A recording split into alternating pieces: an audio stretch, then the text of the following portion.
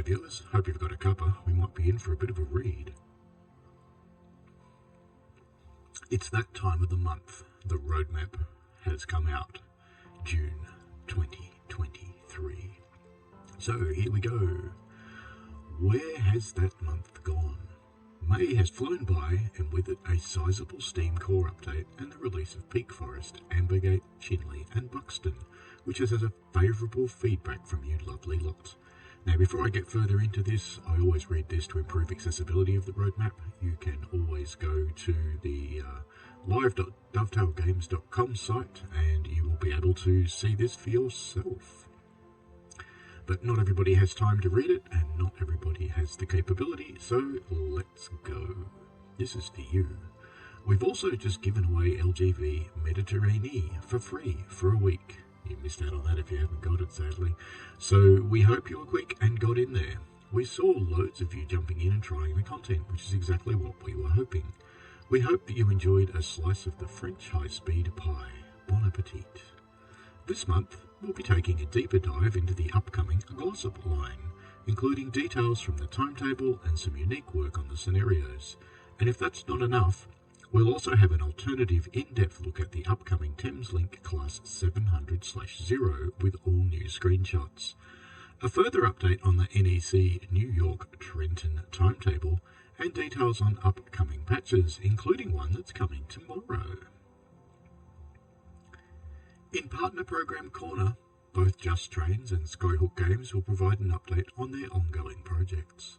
We also have a really interesting inside development section from our gameplay team in which we talk about building our scenarios, including some information about some that never made it out to you. Finally, as a follow-up from last month's roadmap, we'll be inviting a new cohort of beta testers in the coming weeks, thanks to everyone who has volunteered. Welcome to the club, folks. Ready to go with a new roadmap? Well, go on then. Upcoming content: Glossop Line, Manchester, Hadfield and Glossop. We expect this fully complete and self-contained route to release towards the back end of June, bringing with it the first appearance of Manchester Piccadilly Station and some really interesting services and scenarios. If you haven't already, check out May's roadmap for the route map and some introductory information. With this route, we've tried to get creative with our scenarios, and the Glossop line you can play as a guard. We spoke to Liam and Cameron, designers on our gameplay team, to find out more about it, both very clever blokes.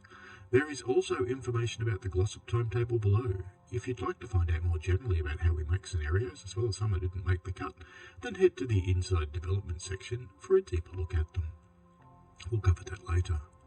Tell us more about the guard scenario. What will the player do? From Liam, the player will have a variety of guard-related tasks in the scenario, both on the train and at stations. But the focus is on operating the doors at stations, checking the train is safe to depart, and inspecting passenger tickets between stops, something brand new to Train Sim World. When a player interacts with passengers in this scenario, they'll be shown the date and the upcoming destinations of the train they are working on, along with the passenger ticket. There's a screenshot showing the guard's signal buzzer. It's up to the player to compare the information on the passenger's ticket with the current service. The player will be given the option to tell the passenger their ticket is invalid or valid, with an invalid ticket resulting in the passenger being removed from the train at the next stop. The player will earn points by correctly deciding the ticket's validity along with completing other guard actions. Why did we select this route for a scenario involving guard operations? From Liam, I chose this route for the guard scenario due to a combination of having a train with guard controls and a route with lots of passenger stops close together. A guard scenario is something I've been wanting to add for a while, but it never felt right to do on the previous routes I worked on.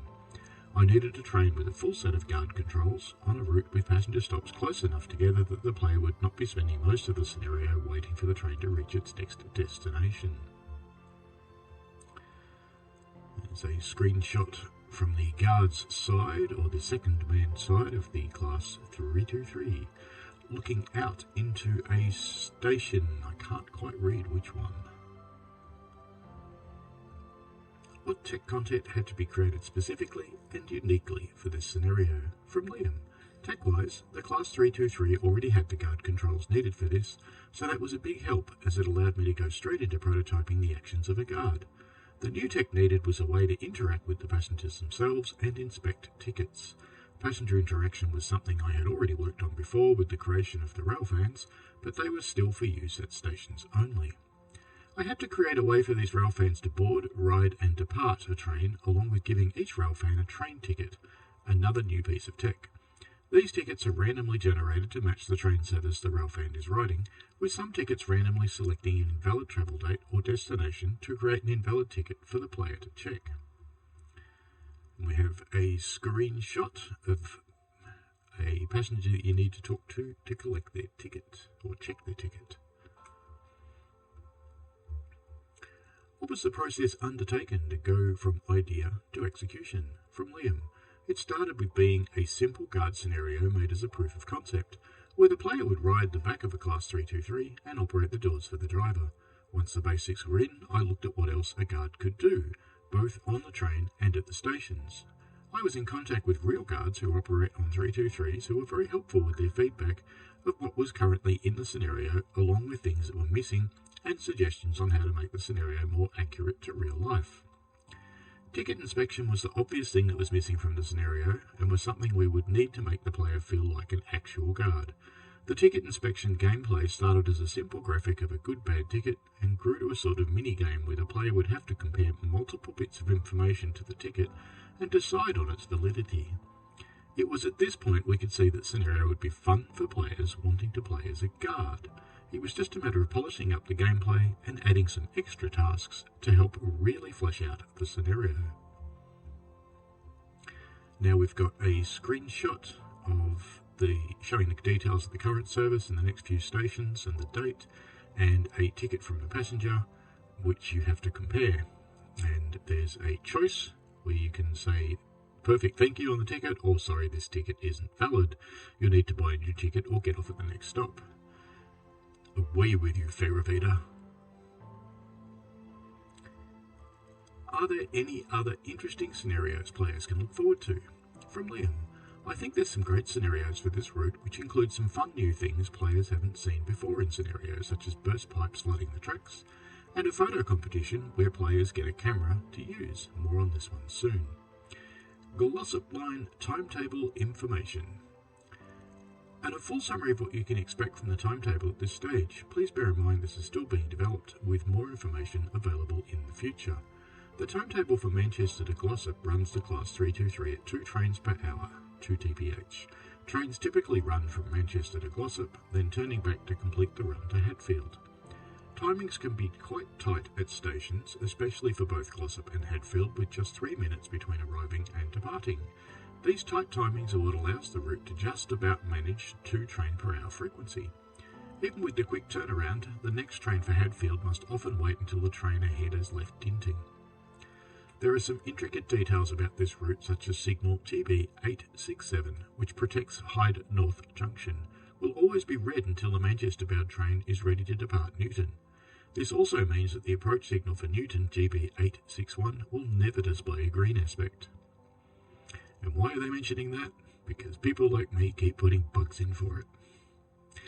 Northern Run 323s on a few other lines, such as both lines to Crewe, Stoke-on-Trent and Liverpool Lime Street, Manchester Airport.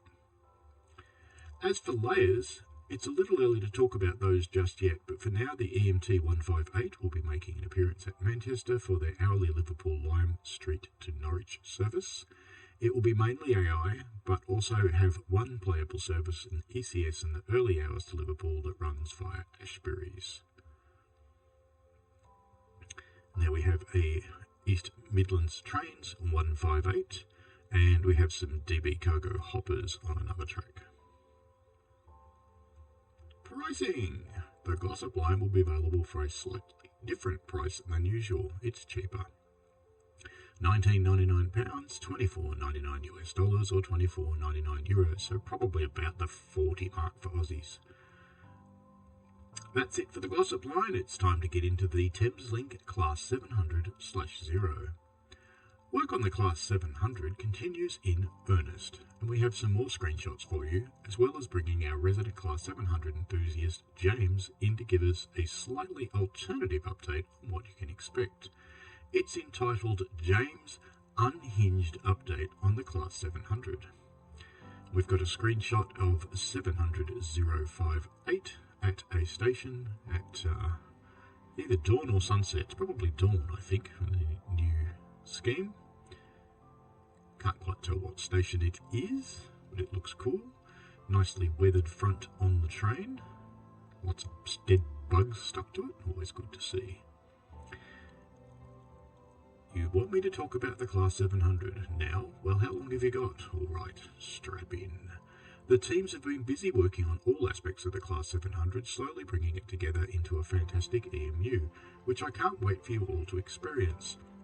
While we're still quite far off from release, I thought I would share some of our latest progress, my favourite details, plus some other fun bits. We've got a screenshot of a split screen showing some first class seats and some of the more normal ironing board seats with the corduroy marquette. For the first time, behold the interior. All the final furniture is gone in place throughout the unit, including the first class tables and the infamous ironing board standard class. It's all there raring to be used by Medway's finest locals. And of course, we cannot look at the interior without admiring the more modern PIS screens, Passenger Information System. Not every single screen has been implemented, but destination calling points and next stop schematics are a treat to behold. With each coach being an open-ended gangway, you can experience the hypnotic sensation of watching the train go around corners and S-bends. It almost makes you want to do a silly walk down the whole length of the train. Here's a screenshot of a PIS. It's got the time and date, and a graphic showing that the train is next arriving at Gillingham, and that in the future there is Chatham and Rochester, and the final destination, Luton. Kinda cool. It's an interesting interior, and it is certainly a new screenshot. And I know what he means about the giant lizard effect, because that's what our trains feel like. In the cab, the screens are coming to life, and there's some interactivity included which is fun to play around with. Brightness, day and night mode, cab aircon, and even regen braking are all options which can be toggled. Modern trains are state-of-the-art in every right, and the Class 700 can even talk to you. Enjoy in-depth conversations where every response is driver, you have reset the DRA, please check the signal. You'll understand what it means eventually. It's like Groot, sort of. It will be nice to have a train yelling at me in the language that I understand. I'm slowly starting to understand the German trains, but anyway. We've got a screenshot showing the cab. It's warning you that it is a 8-car train stuck on the console there. Looks like we have a combined brake and throttle. The rest of the controls look relatively straightforward and normal to me. We do have a setup screen there that looks remarkably German, probably because the 700 is remarkably German. And we have what looks like a touch screen, which has, in this particular shot, cab air conditioning, but a number of other options as well. One of them is labelled fire. Hopefully it doesn't mean the train catches fire. Anyway, it's at Dartford Station. Yes, before a riot kicks off in the declassified first class, we have included both DC and AC functionality. While we don't have the northern end of the Thames Link network in TSW, so long as you're happy to heinously place the 700 on other routes, you can experience the different motor sounds and physics, and we won't judge wherever you place it. Honest. So the only route you could put it on really, unless you go out of country, is the Southeastern High Speed, where you can go overhead or shoes. Now we have the Class 700, it's 700,038 again, sitting out in the line someplace under the overhead, pantograph at the correct height. The train looks like it's in a slightly banked curve, looks quite nice. I'm not familiar with delivery itself, so I guess other people will tell me whether it's faithful or not. Speaking of placing things, Daisy, who you might remember from our Birmingham Cross City content and live stream, one of our testers and trainee editor users, has flexed her creative muscles, and working with the team has had all the Thameslink specific stopping boards made to be placed into the southeastern high-speed route. Due to the way the timetable already works, whether the stop-at locations match these is not guaranteed, but her main goal is to make each station between Dartford and Rainham look more appropriate for the arrival of the 700. If you're wondering what each of the boards mean, never fear, I've got you covered. RLU, this is the stopping board for the reduced length unit, the 8-car 700/0 we're making. FLU, this is the stopping board for the full length unit, the 12-car 700/1. While this isn't included and FLUs don't run the Rainham service, boards are still present throughout Midway in reality for future proofing. All, this is the stopping point for any class 700 regardless of length. SDO. Any of the above with SDO surrounding its border signifies selective door opening, i.e. you are supposed to stop here but some coaches will be hanging off the platform. And there's a quip a bit like JD's driving. T, this stands for the totem pole-like shrine you see below. No, I'm kidding, a T-board is a turnback board, and this is the stopping point when the driver needs to change ends. It ensures, for example, that when they move to the other cab, they still have sight of the starting signal. Excuse my hiccups. And here we have an example sign which has a FLUT and RLUT, so it's warning you about the signalling. FLU, RLU, RLU SDO, and all SDO. Now I know Daisy and interact with her through the beta forums. Excellent human being, and it's been really cool watching her get into this and learn about the editor and learn about placement, and the support that the team has been giving her has been excellent. So really encourage her to keep going. More stuff. Very passionate individual. The timetable. Drifting over nicely to the next topic, the timetable. The Class 700 will add a little over 80 services to Southeastern High Speed, filling out a half-hourly all-stop service between Rainham and Dartford. This brings a regular service to Higham, which currently only has Southeastern services in the rush hour, and also means Rainham PO will be used throughout the day. There are also naturally some morning and night ECS moves, empty car services, enjoying running the 700 without having to worry about Kentish troublemakers. Say that carefully. Kentish troublemakers. What we've got here is another screenshot, and we can see that we have a Luton train, and it's at 19:20 in the evening, so 7:20 p.m, and it's number 700-045, and there's another 700 in the other platform going to Rainham. Now, the keen modders among you have already been sneaky and found the Class 700 services, but joke's on you. We knew and secretly hoped you would find them, but what you won't find is everything else we've added recently. One new addition, because people, also known as me, kept asking for them, is a few diesel rail tours, nicely complementing the already existing Jubilee tours. Once again, these are seasonal additions to the timetable. You'll only see them as AI during select months, but we've put a few different ones in loosely based on real-world reference.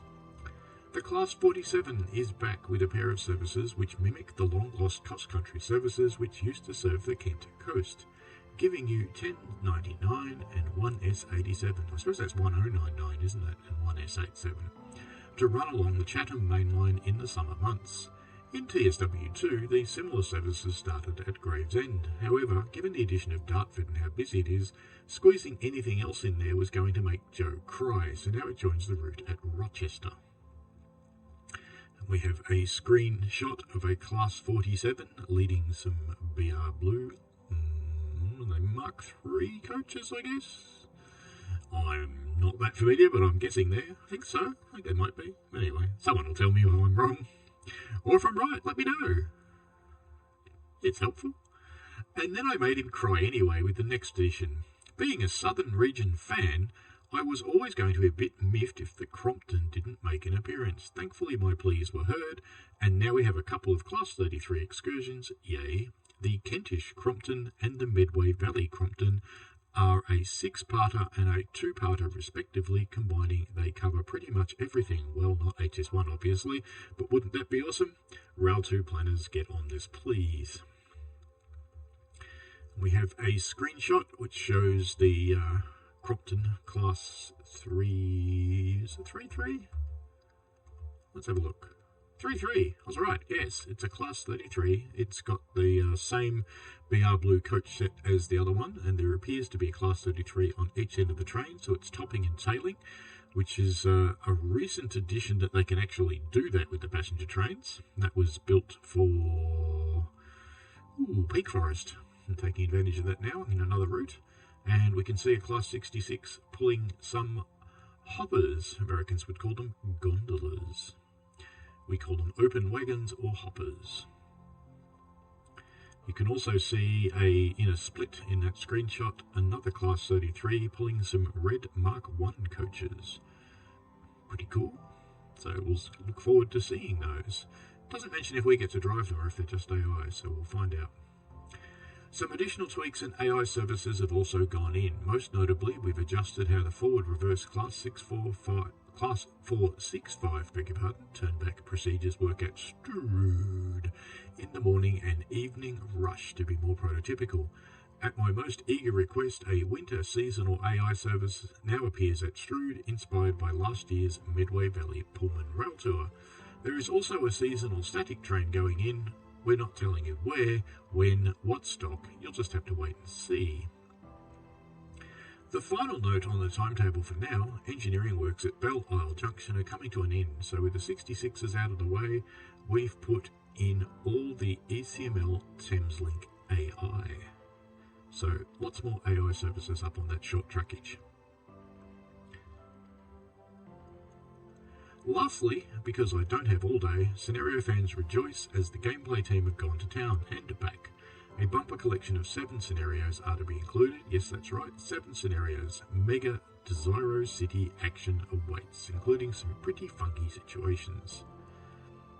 We have a screenshot showing 2 700 units coupled together, 700-004 and 700-017, I think. Looks like it. Maybe 7. No, it's 17.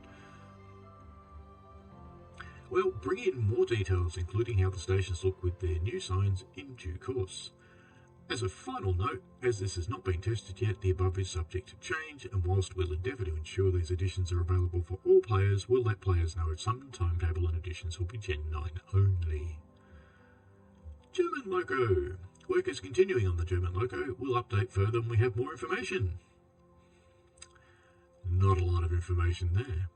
NEC, New York, Trenton, updated timetable.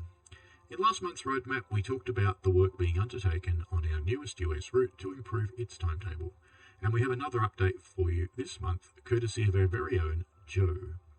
A recap. Progress on the New York Trenton is going well, but first let's recap. At release, we had the full Amtrak timetable, including, again, services we do not have correct coaches for. Acela trains will stop at Trenton for the sake of these being playable, otherwise more than half would be just between New York Penn and Newark. These also included virtual destinations to many places beyond Trenton and New York Penn, as well as named trains displayed in the PIS. For New Jersey Transit, NJT, we had approximately 120 services, not the full timetable, and most of which were led by the ML cab car. This was a mix, but not all of the trains 31, XX32, XX35, XX37, XX38, XX39, XX, and 6XXX. It's very Xy. All the deadheads to Sunnyside Yard were playable, including any of the 6XXX, which gave it quite an imbalance between actual passenger services and Sunnyside Yard deadheads. Progress as of the May 2023 roadmap. Full Amtrak and Acela as with release. These services may be slightly different now with more delays etc. due to the increased NJT traffic. Full electric NJT timetable, see below, is now complete with a few late trains that are being fixed or simulated as I type this. Does not include the Arrow 3 Princeton Junction, Princeton AI or diesel equipment out of Newark Penn Hoboken, and no AI traffic at Secaucus Junction. However, that wasn't all I wanted to do with this timetable, I sure you know what I'm thinking.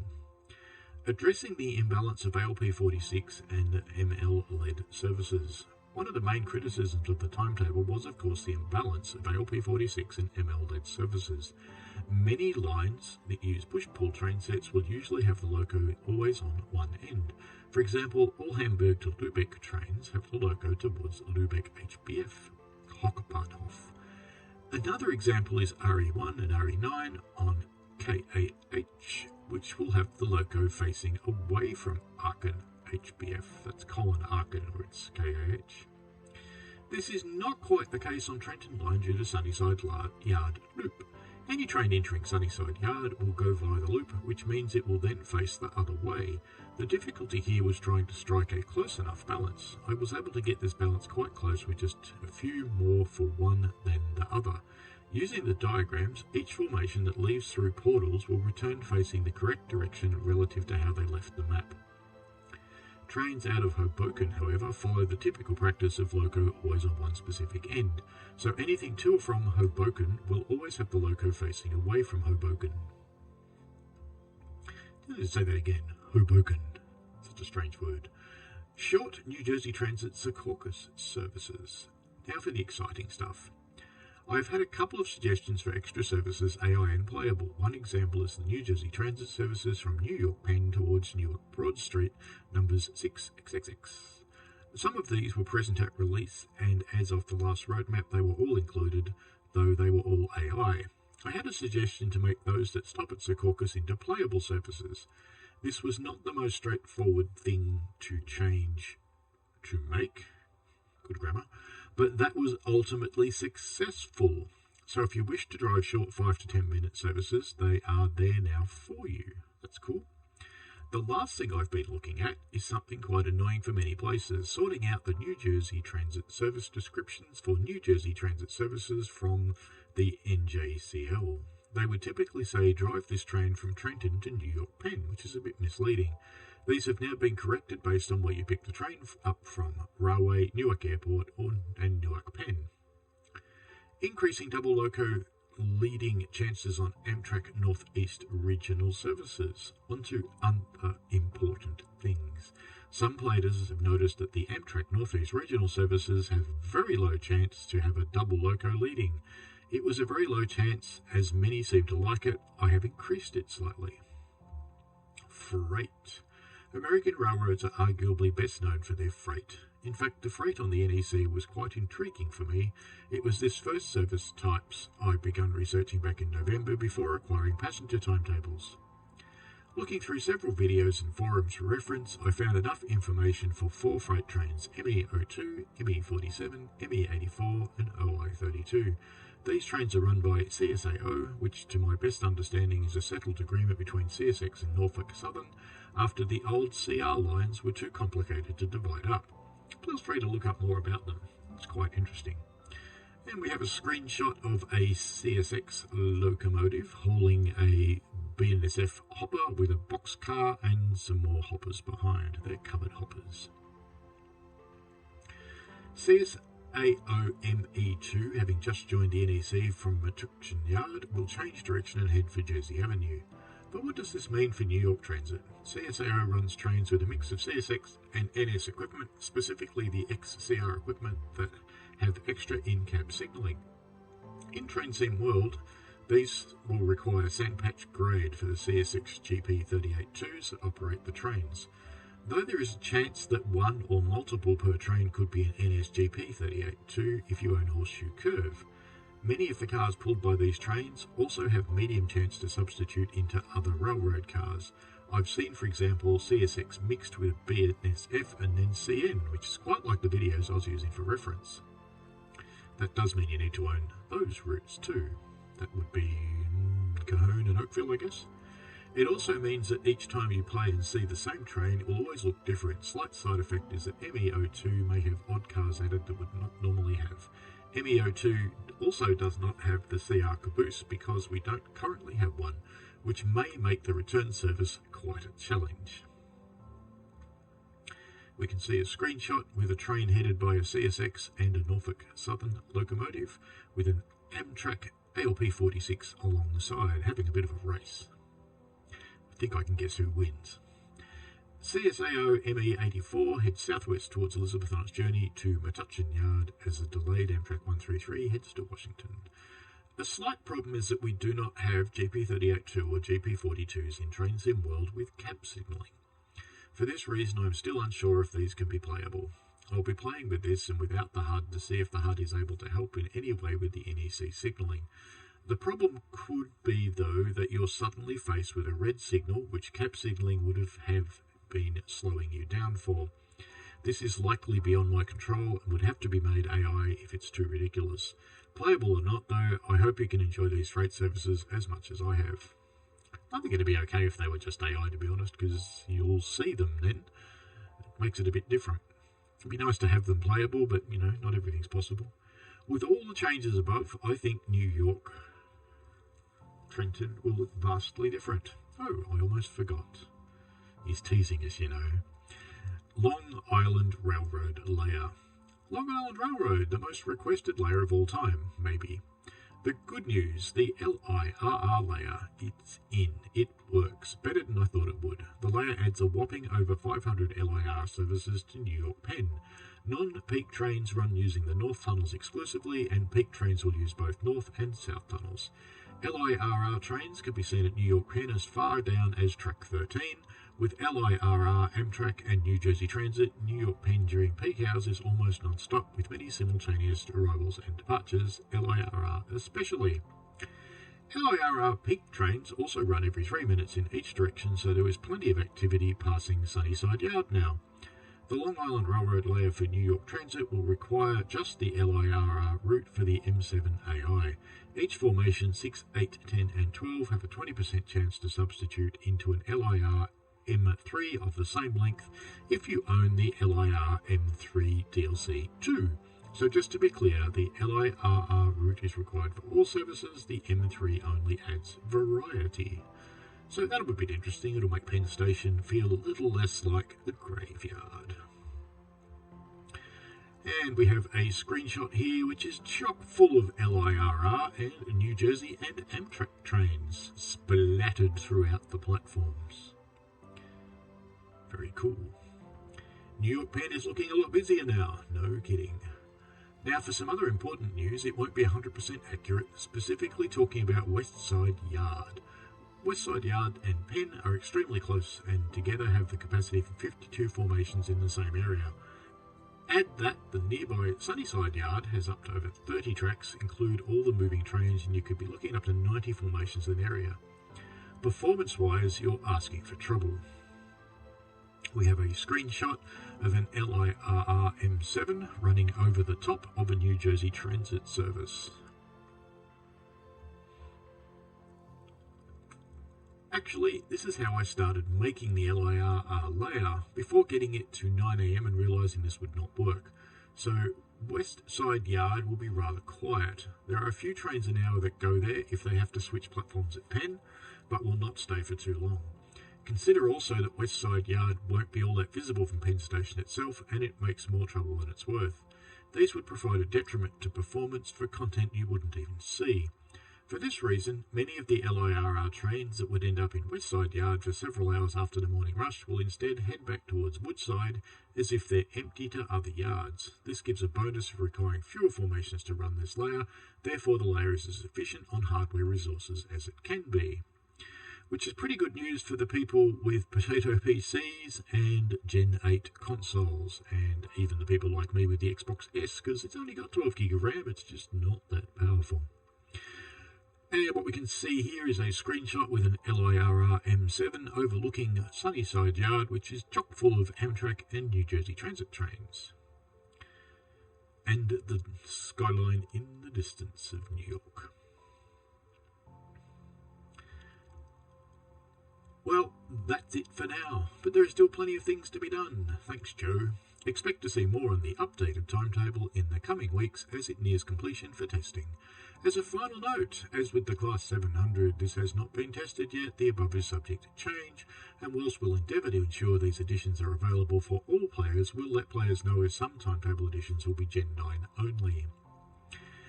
If you haven't upgraded your console, you might want to. Train Sim World 3 core improvements and content patches. A progress summary on the core improvements the teams are working on. This month we have a quick add-ons manager update, HST livery designer functionality, potential corridor baby bullet services, and Train Sim World 2 preservation crew improvements. Add-ons manager. No extra news from last month. We're still in the process of testing Xbox Add-ons Manager. We've been experiencing some crashing issues with the current build, so our engineering team will be taking another look at it. Once Xbox is out, we'll turn our attention to PC platforms. HST Livery Designer compatibility. It is going through testing now, and we hope to release later into June, alongside some improvements to Great Western Express. The old route's getting a little bit of a visit. That's good. I like GWE. Peninsula Corridor and Oakville Corridor baby bullet services. We have a partial improvement for this issue that needs to be tested. If it passes the testing, we'll be aiming to release it this month alongside another patch. Mysterious. TSW3 preservation crew releases. Nothing further on this one from last month. The team are in the process of collating the updates into one patch, and when we have more for you, we'll let you know. Look, to be honest, and let's just take off my ambassador hat for a moment. So let's just get rid of the ambassador thing just for a moment. If you're still sticking around on TSW2, why? There's been so many sales that you could have got 3 for just about nothing.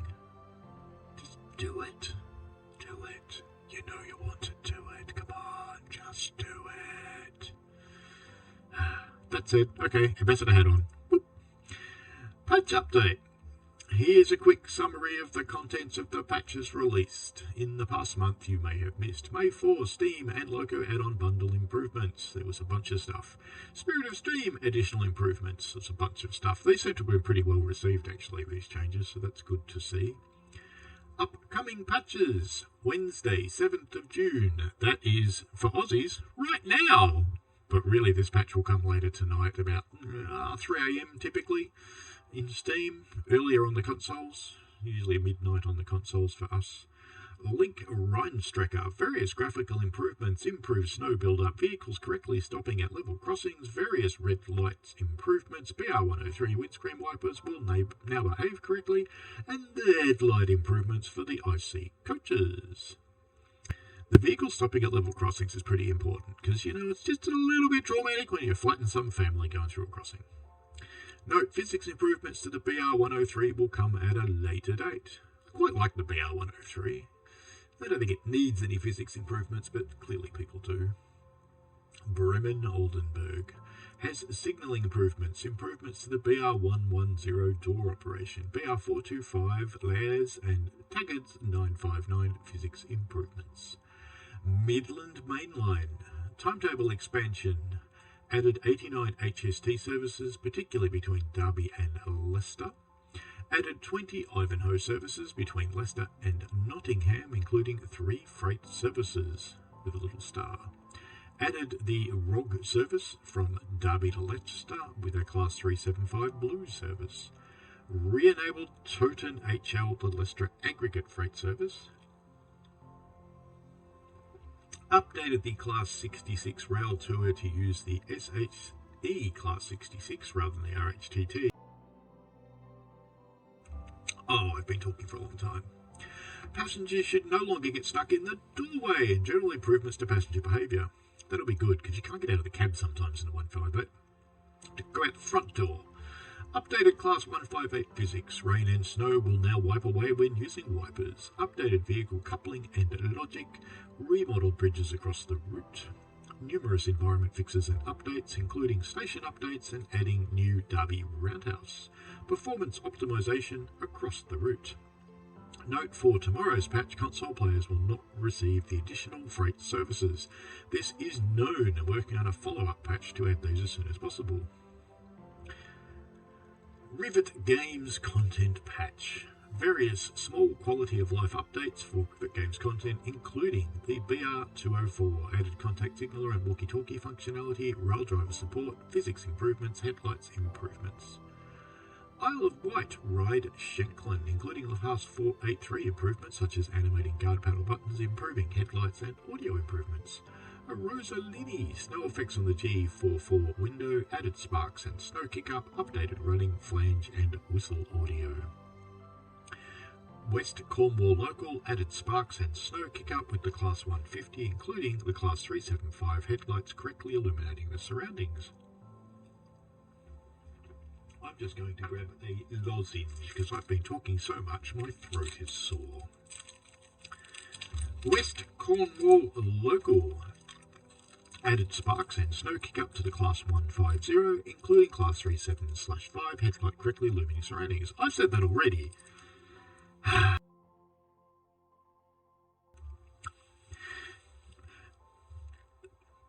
do I say that? Central Suisse Luzerne Cersei improved rain particles on windscreen of the RAB E523. That's a tram in disguise, folks. 1938 tube stock. Player and AI headlights improvements, added full guard panel functionality, and sparks. Peak Forest, adjust volume of safeties in the 4F to match those in the updated Jubilee and 8F. Thank you. Patch, expected later in June. Niddle-to-One, post-release patch, HSD livery designer functionality plus GWE improvements. As mentioned above, we're working on a partial fix for the Peninsula Corridor and Oakville missing baby bullet services as well as TSW3 updates, but these don't have a confirmed release window yet. Soon! Third-party developer, partner program, update. Updates from some of our partner program developers. This month we have an update from Skyhook Games after Midland Mainline's release, and from the team at Just Trains. Skyhook. As the post-release Midland Mainline patch comes ever closer, we've chatted to Jane, Skyhook's Chief Technical Officer, about their progress and what you can expect from the update. All of us at Skyhook would really like to express our appreciation and thanks for everyone who has provided feedback for Midland Mainline. We have been delighted with the response to the route and all the enthusiasm in sharing ideas and feedback with us. The patch update is now preparing for release. In addition to addressing issues, we have also added as many requested features as we were able for our first patch. This includes a wholly revised timetable, with close to twice as many playable services across the Midland Mainline network. We have also added some freight services for everyone to enjoy, although please note that for the time being these are only available on PC. We're working on it. Additionally, we have added a wide range of bespoke trackside assets to bring our route closer to the real world. This includes everything from custom bridges along the route to iconic buildings such as the Derby Roundhouse and many others. Station buildings have also received updates for enhanced detail and realism, from canopies to platform clutter. Yeah, it looks a bit different. It's a screenshot showing a bit of a roundabout and a large building, which I assume was the roundhouse at some point in time. Bit of a stadium in the background. Traction has had a significant update too, with improvements to both the HST and the Class 158. The Class 158 is already becoming a firm favourite with the community. So we have put in significant effort with professional engineers and drivers to add further to the realism. Overall, there have been over 40 additions and tweaks to the Class 158, bringing exacting standards to the simulation. In addition to new content and features, we have addressed over 100 reported issues, from signalling to timetable and traction fixes, with the team spending a considerable amount of time across the entire product addressing everything from minor details to rare crash bugs. We are really looking forward to you all driving this combination of patch and new content update and enjoying all the new features that we are confident will enhance your MML experience. And that's signed off by Jane Whitaker, Skyhook Games. There's a link to a thread about Jane. Just Trains. This month, Alex from Just Trains team gives us an update on the progress of their routes development, and we have our first work in progress screenshot. So we've got a sunrise over a crossing. It's a farm crossing with the gates normally closed. The Just Trains team continues working hard on our first Train Sim World product. Our route building team have completed 30 miles of highly detailed and very immersive scenery. It really has been a pleasure to create. Our 3D artists continue to create a huge variety of assets to populate the route from minor to major stations. Fantastic looking period signal boxes, road vehicles and clutter. But in saying that, clutter is a bit of a generic dull word that really does not convey the quality and passion that is going into all aspects of this product. As regards to the vehicles that will be in the route, these are all coming along brilliantly, ranging from cars to vans and construction vehicles to our rail vehicle, although of course creating these can be a bit of a caper sometimes. Our aim with this product is to recreate the days of British Rail with a focus on a busy and varied timetable, providing an immersive experience with our full timetable featuring passenger, parcels, freight and shunting operations. When driving our route, you will find the timetable changes significantly depending on what season you are driving in, thus providing a wealth of possibilities. Alongside this, our use of layers will interact with other add-ons that you own. Will mean that you'll never be certain of what might turn up, just like the good old days of BR. I wonder how the timetable changing seasonally works, because you choose the timetable then the season. Oh well, wait and see. Rivet Games. As alluded in the patches section, we'll have an update incoming from Rivet Games that touches some of their older Train Sim World content, including the Isle of Wight Ride Shanklin, the DB BR204, a Rosalini 1938 tube stock, West Cornwall local Penzance to St Austell and St Ives, S-Bahn Zentral Suisse Luzerne Surzy. This will come in tomorrow's patch.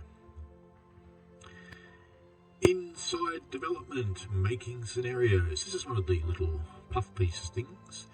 I'll pop it in. Why not? Scenarios are a really important part of Train Sim World experience and offer a completely different way to play the game. We spoke to Cameron and Liam, designers in our gameplay team, for more information about on how we make them, as well as some that didn't quite make the cut. Why do we have scenarios? From Cameron. We make scenarios because we want to offer players a unique gameplay experience from what they will get when they drive a train in the timetable. From Liam, scenarios are where we get to be creative with the trains and the routes they run while offering something different from a timetable service. We can make the trains run unusual patterns, we can add new gameplay, set restrictions and create a challenge for the player. What makes a great scenario? Cameron, I think what makes a great scenario is that it usually falls into one or all three categories that we have when we're coming up with scenario designs. Does the scenario offer a completely new experience? Has it got an interesting premise, or is it simply fun to play? These are things we always try to think about during the design process, as we want to give players something they haven't experienced before or put a fun and interesting twist on an existing gameplay idea or feature. A good example of one of these types of scenarios is the guard scenario for Glossopline mentioned above, a brand new type of gameplay not seen before that was specially made for this route. To me, a great scenario offers something fun and unique to the player which you wouldn't see in a timetable service. These could be in the form of challenging scenario we test how well a player can perform under hard or restricted conditions, or something relaxing with new gameplay such as the Tinley Gala scenario on Peak Forest where players could decide which trains they drove in their own time. What internal factors do we have to take into account when creating a scenario? Cameron says, when designing the scenarios, we must always keep things like the appearance of licenses, our game's age rating and plausibility in mind. These factors are closely connected and are important for us to consider during the design process, as they usually dictate what we can and can't include. To give you an example, we couldn't include a scenario where a train is derailed, as the rail company we are working with would never allow us to depict their trains in that condition, despite it potentially being an event that has happened in real life. Plausibility is another factor we always consider when making almost anything. When designing scenarios, we are allowed some degree of flexibility when it comes to creating events in the narrative and how far we can deviate from real-world operations. We always make sure that what we write into the story can happen in real life or has happened at some point to ensure it stays grounded and doesn't affect players' immersion by giving them a situation that they know doesn't make logical sense. This is one area we can pull from our own vast railway knowledge, as well as the knowledge of our great community team members, with many of them having worked as staff on a variety of different railways. We often work with them during the design phase and later in development to ensure that what we are designing is plausible and can happen. We also always try to include as much of their feedback as possible to ensure we're creating the best experience possible for each scenario. I have to say the two guys are really good to give feedback to. They're very open and receiving. From Liam, we also have to factor the stock and the route itself when creating a scenario for a pack. As we like to keep the scenarios close to reality, we do our best to avoid running trains in places they wouldn't go or performing tasks they would never perform. Of course, being a scenario, we can get creative and bend the rules if we can come up with a plausible reason. Would you say scenarios are our playgrounds to try new and exciting things? Cameron says definitely. Scenarios allow us the opportunity to design and create a brand new types of gameplay and give us the chance to work on new systems and features that we know players will enjoy. Developing new scenarios have given us the chance to build things like interactable NPC characters or being able to step into the shoes of a guard and check tickets instead of being in the role of a driver. It's those sorts of additions, even the smaller ones, that can really make a scenario feel unique and memorable. Liam says, of course, timetable mode is great for simulating real-life train movements, letting players drive a train as if it's the real thing, but the scenarios let us explore new ideas and add conditions and gameplay to these railways, where we can move away from the restrictions of an accurate everyday timetable and add new experiences which you may not see every day on a railway but are still grounded. Why are we able to create certain experience with a scenario but not translate that to service mode? Liam says service mode works by running a simulated 24-hour timetable based on a real working timetable with no added scripting. As this timetable is simulated to exact timings, we cannot add or adjust trains on this timetable without the trains getting stuck. Instead, for scenarios, we create smaller timetable based around the hours the scenario is set, where we're free to add and time trains to what we need for that scenario. Scenarios can also have scripting and scenery added to them, giving us the ability to add gameplay outside of driving a train, such as adding faults to the train, changing the weather and specific times, or adding objectives outside of driving the train. What scenarios are you and the team most proud of from those you've released? From Liam. For me personally, out of what we have released, I'm most proud of the Chinley Gala scenario on Peak Forest because of how unique it felt with its free roam style and educational rail fans around Chinley. Some of our team's favourites include the Worst Winter of All, Spirit of Steam Liverpool Crew, Cutting Closure, East Coastway, Limited Power Clinchfield, and Freight Diversion, Rhine Ruhr Austin. We have a screenshot showing a EWS Class 66003 passing an excavator on a blocked track. And that's the Cutting Closure scenario on East Coastway. Do you have some examples of other scenarios which didn't see the light of day, and why? Liam says we'll always end up with more ideas for scenarios than we need for every route. Most of these scenario ideas will be dropped in planning in favour of more interesting scenarios, but some do make it to prototyping before we drop them. An interesting one we had to drop far into its prototyping phase was Liverpool Crew, where players would have to pick up suitcases and parcels which were visible in the player's hands and load them into the carriages. The player would then close all the doors on the train before the train departs. There were also trolleys players could load to push the multiple passes at once to the carriage. Cameron says we have prototyped many scenarios that were never released or included in the game, some ideas that we prototyped but never made it listed below. Train spotting. This was a scenario originally created for Spirit of Steam Liverpool to Crew DLC. The idea of the scenario was that you would stand on the platform and look out for a variety of different locomotives to mark off their numbers. This player is given a book Spotter's Guide which contains all the numbers of the locomotives running in the scenario. If the player sees a locomotive, they can check to see if the number is present in the book, and if so, they can cross it off to say they've seen it. This would have been a very unique scenario, as the player can explore the station and watch out for passing or stopping trains and record their sightings. Luggage/parcel loading. This was another interesting scenario, as it took you out of the driver's seat into the shoes of a guard. This was a scenario, once again intended for Liverpool Crew, where the player would travel to each station along the line and would load and unload passengers' luggage.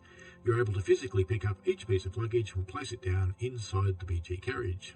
You would be given a counter for the number of items you have to load on the train and how many had to be unloaded onto the platform luggage rack.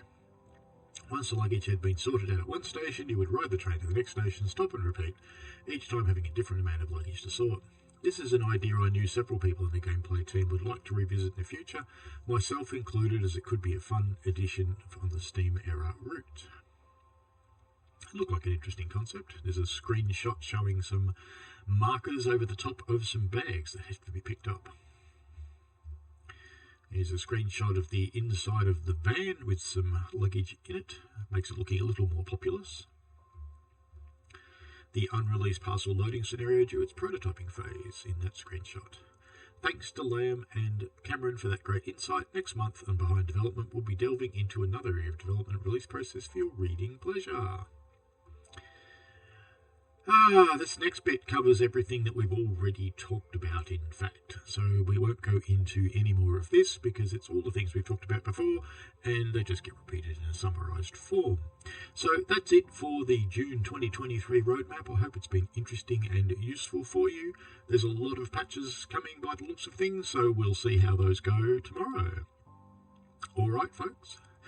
Enjoy yourselves. This has, as usual, been for you guys, and let me know if you need anything else or what you think. Feedback always welcome. See you on one of the live streams, I hope, 8:30 AM Australian Eastern Standard Time on Sundays usually. Bit of disruption to that lately because of my steam fireman training. All fun. Cool. Bye for now.